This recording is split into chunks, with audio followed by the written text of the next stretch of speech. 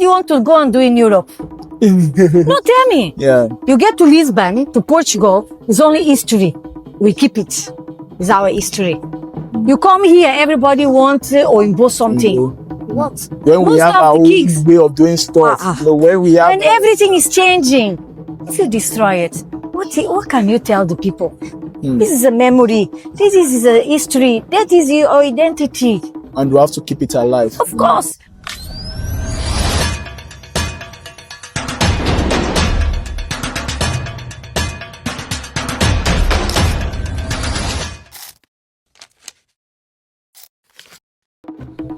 Many people have heard of the Alaafin of Oyo, but very few know the fascinating history, traditions, and influence behind the throne.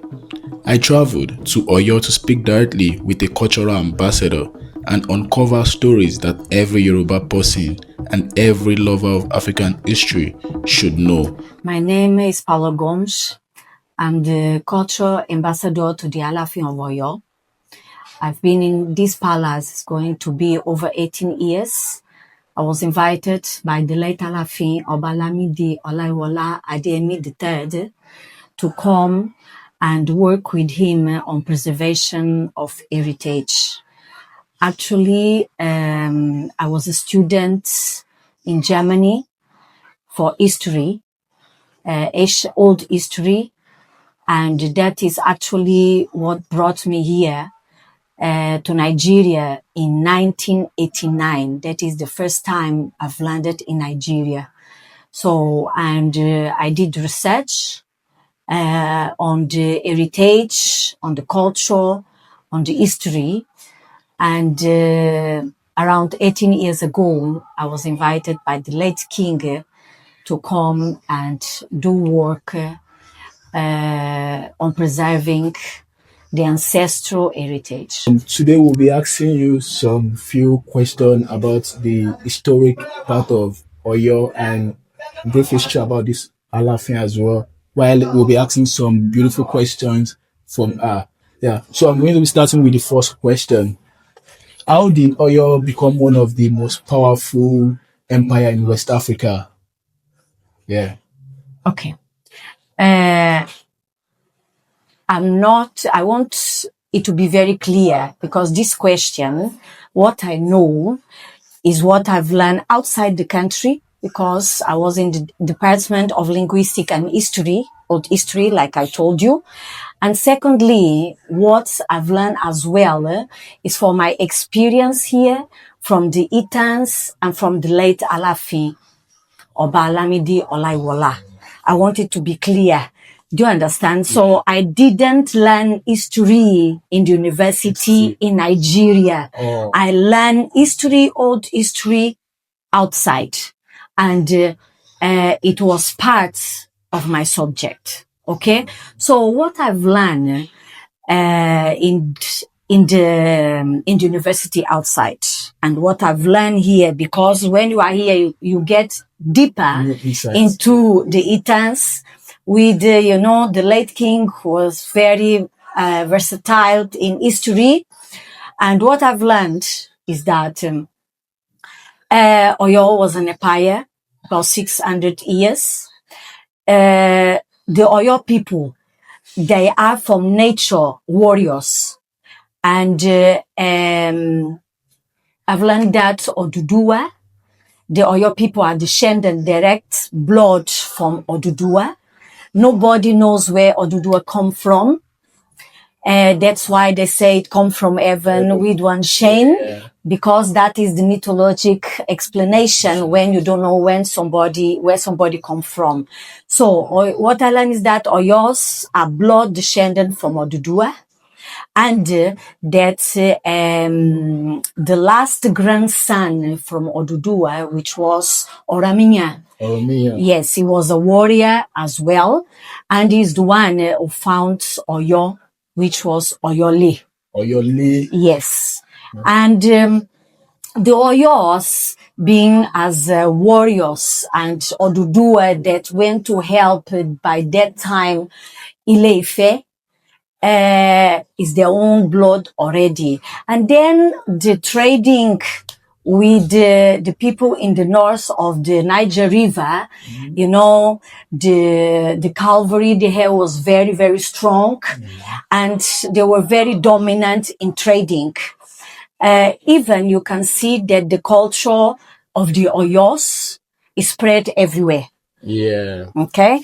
And according to these three, it says that the other brothers of Oranya, they inherit the property of Odudua.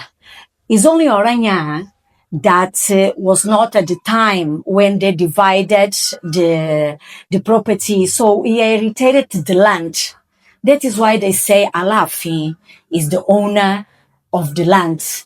That all the land in the olden days by the empire and belonged to the Alaafin. You mean all of the Yoruba lands? Yes, exactly. All the Yoruba land. So by that time, there was not Yoruba land. The Yoruba land, the expression of Yoruba, it comes around late 18th to 19th century when the Bible was translated by Ajayi Crowther, and it was translated in the Oyo language. That's why they put it officially as the Yoruba language for everyone to speak the Oyo Yoruba, which is an official language. So Oyo was very well organized.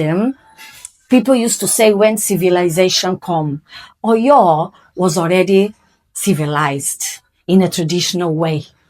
Because, you know, when they say democracy, Oyo always had a democracy in their system, in their traditional political system, because there was check and balances. Alaafin didn't have the absolute power. He had the Oyomisi, which was and is the ministers, the traditional ministers of the Alaafin, that don't allow him to have the total power. As well, it was so well structured that Ogboni was created as the voice of the people to check the power of the king. So from there, you can see that the Oyos developed a very strong administration, and they expanded. Do you understand? Yeah. What we call today Yoruba land. There was already other ethnic groups which Oyo expanded. Oyo not take land from anybody. What Oyo did is that, the land that Oranya Oraminya, yes, inherited from Oduduwa, it belongs to him. Oh. But, for example, Oyo, the empire expanded through Dahomey, Togo, Present day Ghana, Togo. and it didn't go and steal the land. But what they would do is the tax system.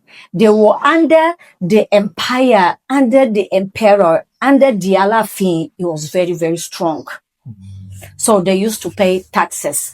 And the Oyos, they used to settle in different places. A lot of towns that you find today in Yoruba land, most of the people, they were warriors, or they were from the Alaafin family, and they used to settle in different places in the land because the land belonged to the Alaafin.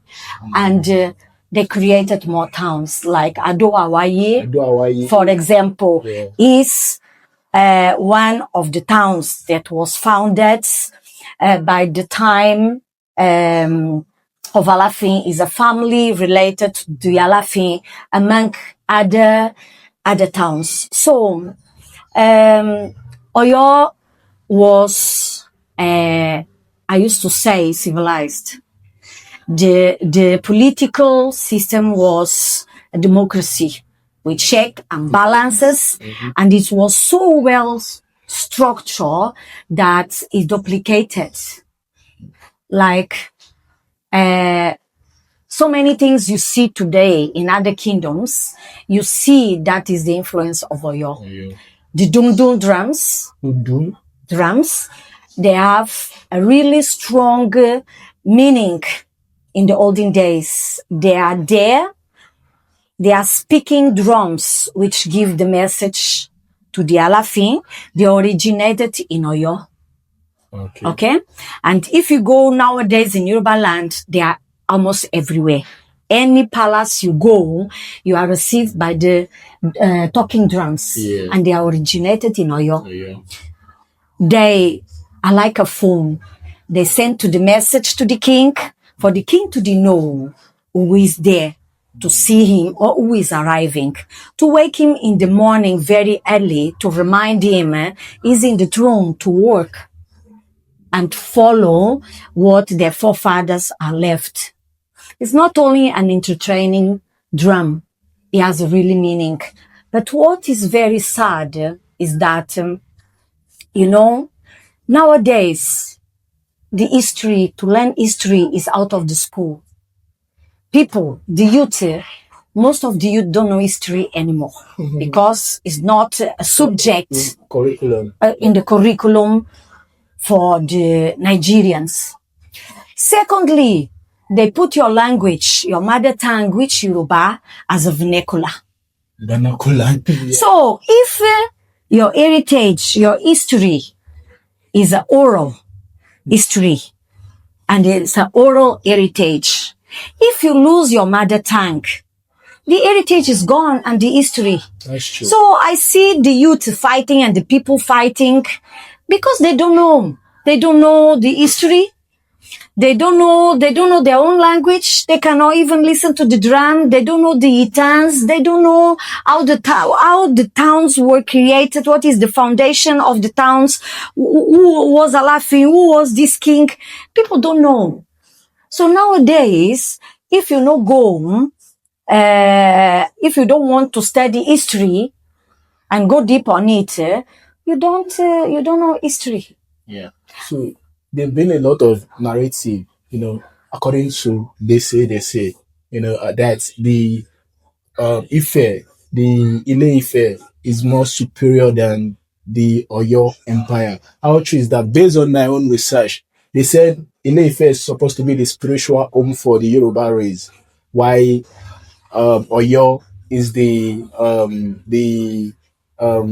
political race of the Yoruba kingdom. I don't know how true that is, so I just wanted to help us put some light on that. Is it that the Ile-Ife is supposed to be the most powerful place for the Yoruba race, or Oyo is supposed to be the most powerful place? I said earlier that people say that Ile-Ife is supposed to be the spiritual home for the Yoruba race, why this Oyo is the political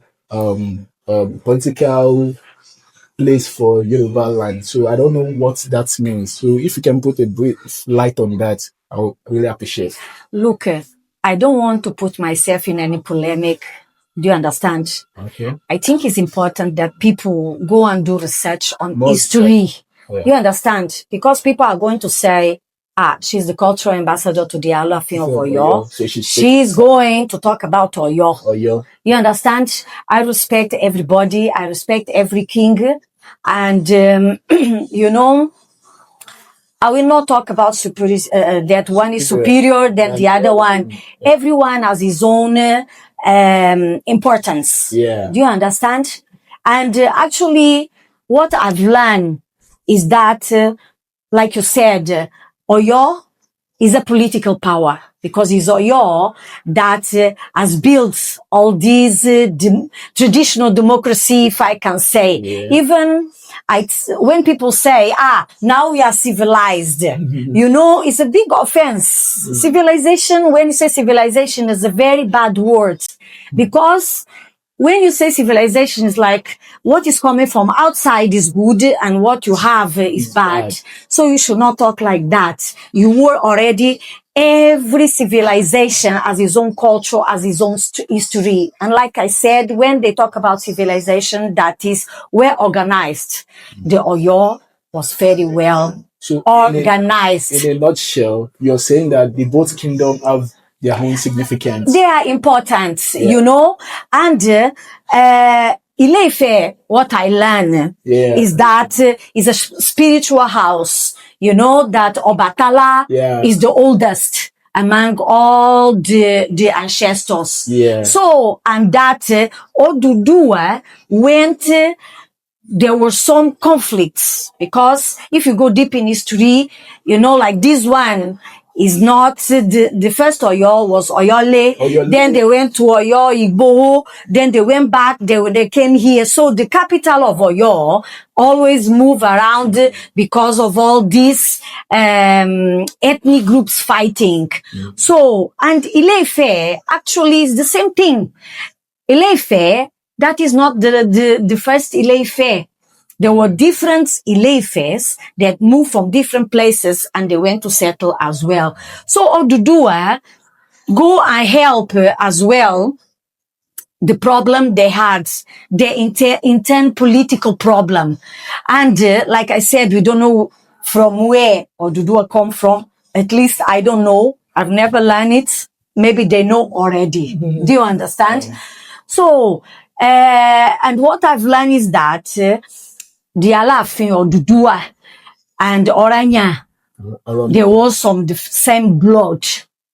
That the Oni is attached to Obatala. Do you understand? Yeah. But it's not blood of Oduduwa. That is what I've learned. No. Please, I don't want to offend anybody, but all of them is important. Yeah, they're all important. Do you understand? Yeah. So I think that people should not fight, that this is more important than this. Yeah. So everyone has his own significance and a play to role. Yeah. You understand? So, and Oyo is known everywhere. Yeah, Oyo. In the world. Yeah. When I was doing my studies in history in Germany, besides coming here, I went to Brazil, because Brazil and Cuba. I went to do a work about the triangles of the Yorubas. And as a Portuguese, you know, I was interested to know more about it. And when I got to Brazil, I was very impressed. Very, very impressed, because Alaafin, Oyo, and Shango, that's what they know. In Brazil. And Alaafin, Oyo, and Shango. And Shango and Alaafin is so important that if you go, it was 30 years ago, the first time I go there. You know, wherever you enter, you know, all these descendants and descendants for enslaved people, and wherever you have entered, you could not do anything. If you are Obatala or Oshun or whatever, without praising Shango. It was the crown of Shango in the middle of the community. Independent, if the community was for Shango or not, or descendant from Oyo, or from Egbas, or from, you understand? Yeah. They will not do anything without, first of all, to praise Shango. So, from there, I could understand how big the power of Alaafin, and how big the power of Shango, and how big was the power of the Empire of Oyo, that 300 years could survive in another reality, in another country, and until today, that is the practice. So, we could not be part of the empire, but through the diaspora, we could see how powerful Alaafin and the Oyo Empire is, to the point that when I go deeper on research, the Brazilian people was telling me that Shango, it belongs to them. That the Shango come with them to Brazil, there's nothing else in Yoruba land. That the Shango is there. And that is the message that I came to bring the late Alaafin. Because they were claiming Shango belongs to them, there is no Shango here anymore. Can you understand? Yeah. So they wanted to claim it belongs for them, is their heritage, and they wanted to do the work for UNESCO to claim Shango for them. And that is what brought me here, to tell the Alaafin that his greatness outside. It's being claimed by the people outside. So he should take care of his heritage, that the origin will not lose the power. So speaking of Shango, Shango is the god of thunder. And based on history, they said Shango was the first Alaafin in Oyo. I don't know how true that is. No, it's not like that. Yeah. Number one, the Yorubas don't worship gods. They worship ancestors. Ancestors. Huh? Is need of correction. The Yorubas, you understand, the real Yorubas, they have the faith of the ancestors that they protect them. And they, in the olden days, you know, people was very powerful. Yeah. And the ancestors were very powerful. The ancestors. Yes. You know, like your forefathers. They used to say, I know see it all, but they used to say, you know, there was no plane, there was no car. Yeah. That if they want to go free from Lagos, they will have a power that quickly they will get there. Yeah. Do you understand? So, Shango is an ancestor that had the power over the nature. He could understand, like your forefathers, they were so powerful. You know, they shoot, they are able to take the something. Yeah. They won't walk, they want to cross. Very powerful. There is power. They knew the nature and they had power. Do you understand? So these ancestors that were very powerful, that we used to say, you people used to say they didn't die. They transform themselves in water or into stone or to disappear into the earth. They don't die. They don't die. So they are the Orishas. They are these ancestors that came to the earth, because all of us came from somewhere, come to the earth as human beings, and we return, and we are so special. So there's your ancestors. The Yorubas worship the ancestors, not gods. There is no gods. That is the influence of the foreign religions.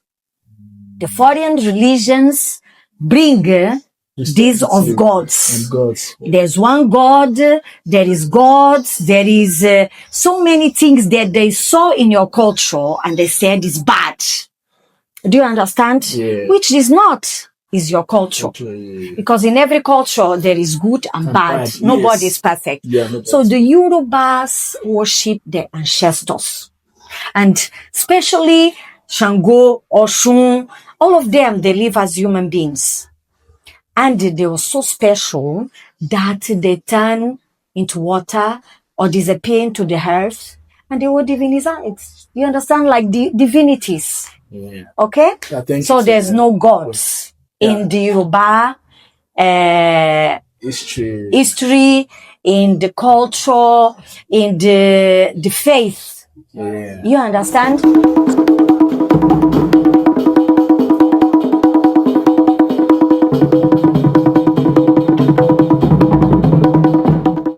So did internal betrayal destroy Oyo more than foreign enemies? The betrayer, you are talking about Afonja? Yeah, Afonja. Or the Ariana the internal, you know, okay, the conflict. People, those who have betrayed conflict and betray.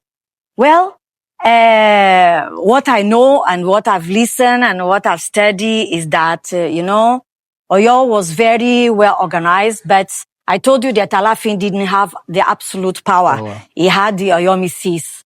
No, and the Oyomisis are the councils, right? At the councils. The council, you know, the system was very, very well organized. It still be Oyo still be very well organized as well. But the Oyomisis, I used to say that they are the ministers, the council of the Alaafin. So, and the structure, you know, Basorun and all the other Oyomisis, and then this military, the military leader that was the Are Ononakankfo, that could not be from Oyo, and he should live in another town, not together in Oyo. So, according to this history, is that Afonja, that was that time the Are Ononakankfo from Ilorin, is the one who betrayed the Alaafin. He went to these Fulani people, and he betrayed the Alaafin. But I used to say that Oyo didn't finish. It's only the capital of Oyo, all these wars and all these intrigues. Do you understand? I told you that I see Oyo, and Oyo, they are known as warrior people. They found Oyole. From there, they had the first confront with the Muslims. They come from the north, and they moved the capital to protect the Alaafin to Oyo Igbo. That where they've stayed, and even they have the cemetery Bara, where they used to bury the Alaafin. There's 4 Alaafins that are buried there. So, you know, it's like they moved the capital. From Oyole, the capital, they moved the capital to Oyo. From there, they go back to Oyo Ile. From there, they came here. So this is Oyo Atiba. Yes, Ago Oyo. So it's the capital that they've been moving. Because if the Alaafin is the owner of the land, it can move anywhere. Do you understand? Yeah. A king. You understand? A king that is the owner of the land, and he as an emperor by that time, that is the one inherited the land from Oranya. So all the land was from him. He could move where he wants and move the capital of Oyo to anywhere he wants. So the king inherits the land from Oromiyan. Yes, because I told you in the first story, according to the Itans and the history, it says that the grandchildren of Oduduwa, they inherited all the property. Only Oranya was not present. That is why he could not inherit anything. That is why when he go back, the brothers gave him the land because they don't have, so they said he's the owner of the land. So if he was the owner of the land, he could move the capital to wherever he wants. Now, I'm the owner of Oyo, for example. I can do house wherever I want. Yeah, you because can build anywhere I want. Yeah. So the Alaafin, if he has problem and the Oyo people want to protect the king, the Alaafin, and there's to save him, they will move from one place to another place for his security, and from there, they came here. Yeah. So, but the betrayal was very big. And, you know, all these territories like Dahomey start fighting back not to pay more tax. Even if you go to Dahomey, to Benin nowadays, they're the old Dahomey. They are kings, they are settlements of Oyo people there. They are kings, they wander, the Alaafin, they are Oyo people. Yeah. Even according to the history, Alaketo. Yes, that is in Benin. Is a brother of Oranya. Yeah. So it's a blood for Alaafin. So it means that there was no borders, you know. It was because the land. I've been to Benin Republic and I see that there are some places in Benin Republic that they still practice the Yoruba. Yes. So nothing was divided. Okay. Nothing was divided. So it's just when the Westerners came they had to start dividing, made all okay, that's cool. So the next question, why did neighboring kingdoms fear Oyo warriors? You know, like Dahomey, which was the former Benin Republic, which was formerly called Dahomey. You know, we do fight war with them back in the days. I remember at Ado, Hawaii, on top of the hill, they said that, you know, the Dahomey people are at the other side. They can always sight them when coming forward. Yes. So why do they fear the Oyo warriors? Is there anything special about the Oyo warriors? Of course, because they were very powerful, very intelligent, and you see how they've built an empire, the all political system from them, all the military they have built, and then the spiritual power as well. Do you understand? The spiritual power for Shango, do you understand? And the spiritual power for Oyo is still strong. Still people fear Oyo. To date. Till to the date. Yeah. And the Daomes was the ethnic groups that they were already there that we fight. Do you understand? Because there's a lot of kingdoms there that belongs to Oyo. Like I said, Alaketo is a brother from Alaafin. Yeah. Not only, you understand, but that is Alaketo, the king of Benin Republic. Exactly. Yeah. Okay. Last question before we round this up.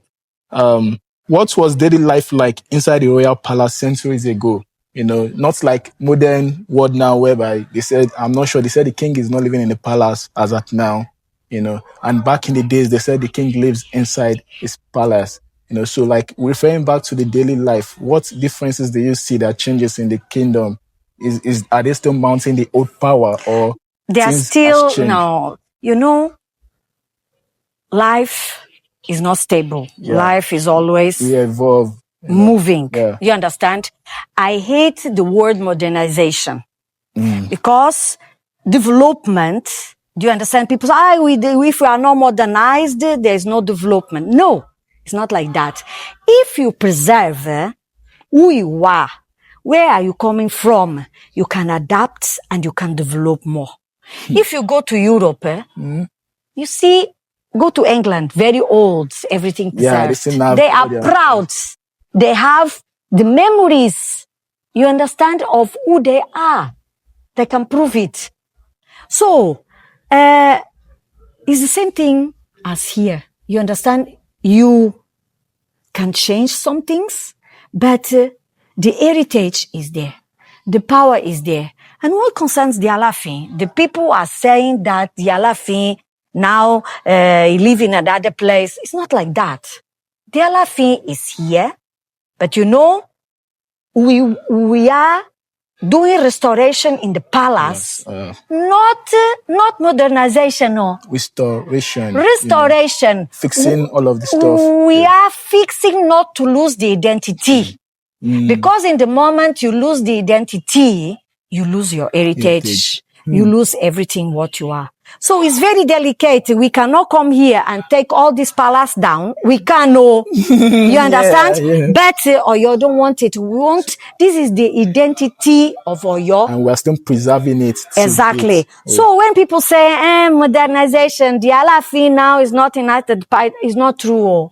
Good. It's not true. The Alaafin is inside to the palace. The Alaafin, you know, you don't see him always because there are things we need to fix. And it's not go there and demolish and block and cement. No.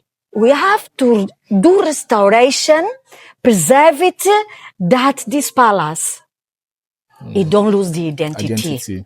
So everything is step by step. It's not done in one day. Yeah. So to end this, you're a woman, you know, so this is just going to be my last question. So how did women influence politics in the empire, in the Oyo Empire?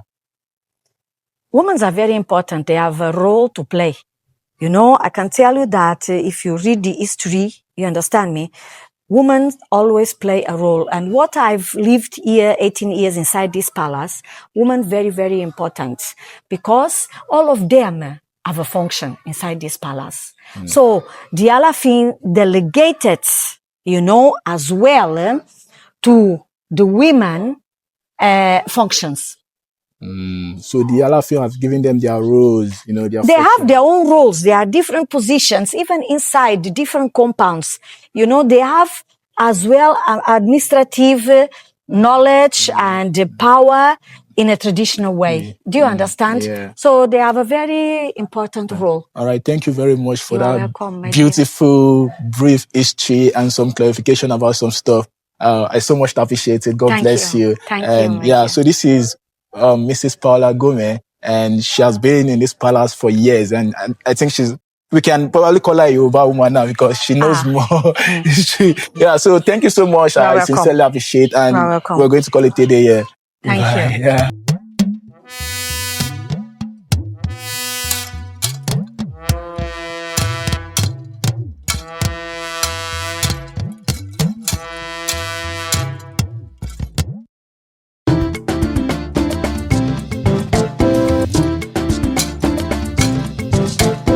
Ìlú Ọ̀yọ́ mo fẹ́ òde nù, ó sì ọ́ tọkàntara, àti ṣe bí Ọ̀yọ́ láàárí.